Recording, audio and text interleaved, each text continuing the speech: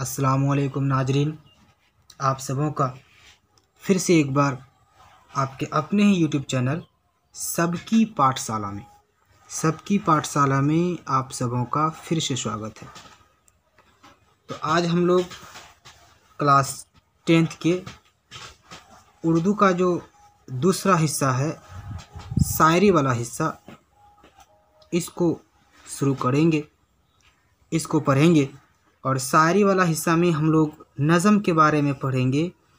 और नज़म में जो सबसे पहला नज़म है वो चकबस्त का नज़म है, जिसका नाम है मनाजिर कुदरत, यानी कुदरत के मनाजिर। तो दोस्तों, इस सबक को पढ़ने से पहले आप सबों से हम गुजारिश करना चाहेंगे कि जो भी हमारे इस यूट्यूब चैनल को सब्सक्राइब नहीं किया है, ज़रूर सब्सक्राइब कर दीजिए और इस वीडियो को अंत तक देखें, आखिर तक देखें। ख़ास तौर पर जो क्लास 10th के बच्चे हैं, जो इस बार मैट्रिक का इम्तिहान देने वाले हैं, वो ज़रूर देखें, उसके लिए बहुत ही फ़ायदेमंद साबित होने वाला है। तो चलिए शुरू करते हैं। नज़म में जो पहला नज़म मनाजिर कुदरत है, इसको जो लिखने वाला है वो चकबस्त है, मुसन्निफ़ चकबस्त है। इसका चकबस्त के बारे में पहले थोड़ा सा जान लेते हैं कि चकबस्त का जो पूरा नाम है पंडित ब्रिज नारायण। पंडित ब्रिज नारायण, ये चकबस्त का पूरा नाम है। और पंडित ब्रिज नारायण का तखल्लुस चकबस्त है। तखल्लुस का मतलब होता है कि कोई भी शायर जब कोई शेर लिखता है तो उस शेर में अपने नाम के बदले में एक छोटा सा नाम रखता है, उस छोटे से नाम को तखल्लुस कहा जाता है। तो पंडित ब्रिज नारायण जो शायरी किया करते थे वो चकबस्त के नाम से किया करते थे, यानी तखल्लुस उसका चकबस्त था। पैदाइश की जहाँ तक बात है तो चकबस्त की पैदाइश 1882 ईस्वी में फैज़ाबाद में हुआ था, जो यूपी में पड़ता है। और वफ़ात जो है, ये वफ़ात जो हुआ 1926 ईस्वी में। उस वक्त वफ़ात हुआ जब एक मुकदमे के सिलसिले में चकबस्त रायबरेली तशरीफ़ ले गए थे और वहाँ अदालत में कामयाबी के साथ बहस किया, मुकदमे को जीता। फिर उसके बाद वापस लखनऊ लौट रहे थे कि रायबरेली के ही स्टेशन में उसके दिमाग पर फालिज का हमला हो गया। दिमाग पर जब फालिज का हमला हो गया तो इसी हमले की वजह से शाम 7 बजे स्टेशन में ही चकबस्त साहब का वफ़ात हो गया और फिर उसको वहाँ से लखनऊ लाया गया। तो ये चकबस्त के बारे में था। चकबस्त ने जो मनाजिर कुदरत नाम का नज़्म लिखा है, इस नज़्म के बारे में हम लोग मुख्तसर सा तारुफ जान लेते हैं कि ये जो नज़म है चकबस्त ने, इस नज़म में चकबस्त ने हिंदुस्तान के फितरी मनाजिर को एक हसीन व जमील अंदाज में पेश किया है। बल्कि इस नज़म के वास्ते से जनाब चकबस्त साहब हिंदुस्तान की अज़मत का यूँ समझिए कि एक गीत गाया है।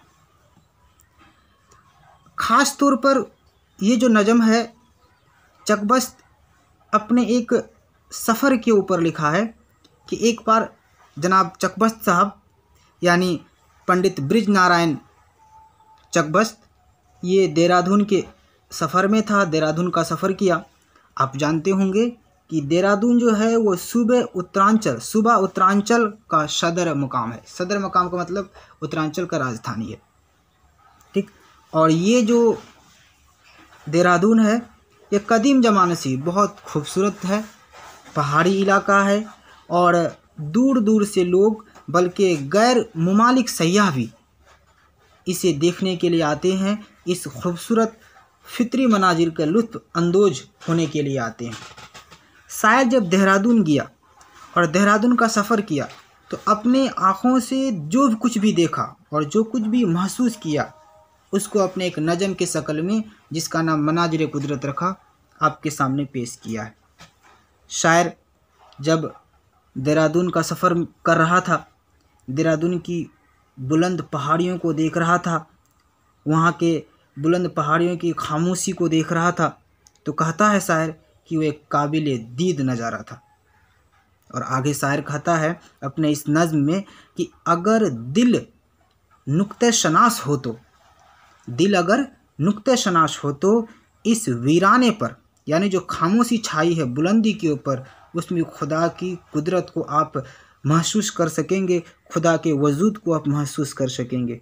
देहरादून की जो पहाड़ी की खामोशी है वो अपनी ज़बान हाल में यह कह रही है कि अगर चश्मे बीना हो, आपकी आँख हो, अगर चश्मे बीना हो तो आप, और दिल एहसास हो, तो इस वीराने और खामोशी में भी कुदरत के नज़ारों को आप महसूस कर सकते हैं। तो ये था मनाजिर कुदरत का मुख्तसर सा खुलासा। अब आइए हम लोग मनाजिर कुदरत जो नज़म है, इस नज़म में जो आखिर में जो सवालात दिए गए हैं उसके तरफ आते हैं, उसके जवाबात को भी हम लोग देख लेते हैं।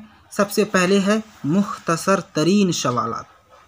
इस मुख्तसर तरीन सवालात में पहला सवाल है कि चकबस्त का इंतकाल कब और कहाँ हुआ। जनाब चकबस्त साहब कहाँ वफ़ात फरमाए और कब वफ़ात फरमाए? तो आपको पहले बता चुके हैं कि चकबस्त साहब का जो इंतकाल है 1926 ईस्वी में रायबरेली में हुआ, बल्कि रायबरेली के स्टेशन में हुआ।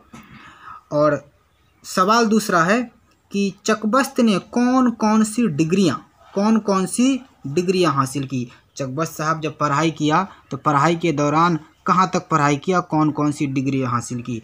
तो चकबस्त ने 1905 में बीए किया। चकबस्त साहब ने 1905 में बीए किया और 1908 ईस्वी में वकालत का इम्तिहान पास किया, वकालत का डिग्री हासिल किया। ठीक है। इसके बाद तीसरा जो सवाल है वो सवाल है कि चकबस्त का इंतकाल किस बीमारी से हुआ, यानी वो कौन सा बीमारी था जिसकी वजह से चकबस्त का इंतकाल हो गया। तो आपको ये भी बता चुके हम कि बरेली के स्टेशन में, यानी रायबरेली के स्टेशन में चकबस्त को अचानक दिमाग पर फालिज का हमला हो गया, जिसको हम लोग ब्रेन हेमरेज भी कह सकते हैं। इसी हमले की वजह से चकबस्त का इंतकाल हो गया। और चौथा सवाल है कि चकबस्त की कौन सी नज़म है जो हमारे निसाब में, हमारे मतलब किताब में शामिल है, जो दरख्शां किताब है, इसमें चकबस्त का कौन सी नज़म शामिल है। तो जैसा कि आप नाम जानते हैं कि चकबस्त का जो नज़म है वो मनाजिर कुदरत, ये नज़म हमारे निसाब में शामिल है। और पांचवा सवाल है चकबस्त का पूरा नाम क्या था।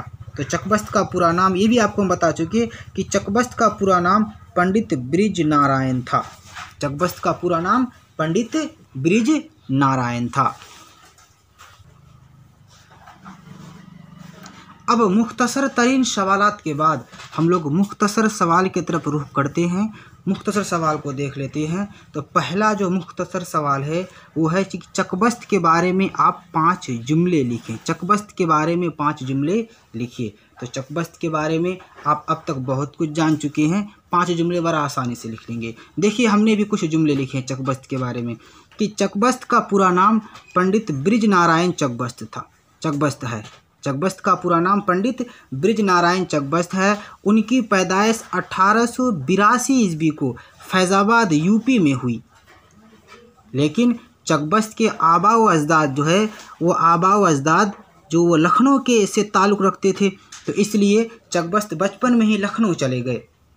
1908 ईस्वी में चकबस्त ने वकालत का इम्तिहान पास किया और वकालत का प्रैक्टिस करना शुरू कर दिया, वकालत करना शुरू कर दी।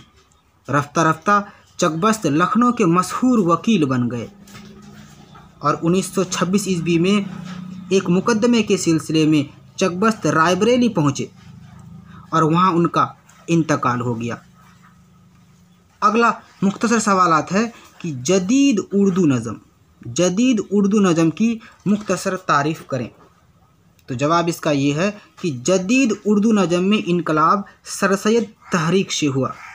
सर सैयद के पहले भी जदीद उर्दू नज़म लिखा जाता था उर्दू नज़म, लेकिन सर सैयद के तहरीक के बाद इसमें एक इनकलाब आ गया जब पंजाब हुकूमत ने महकमे तालीम कायम किया।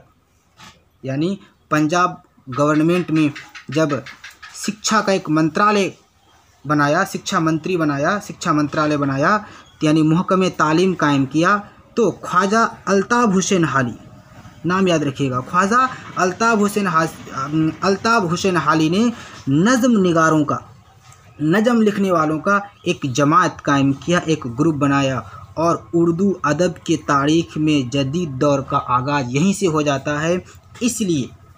इसलिए ख्वाजा अल्ताफ़ हुसैन हाली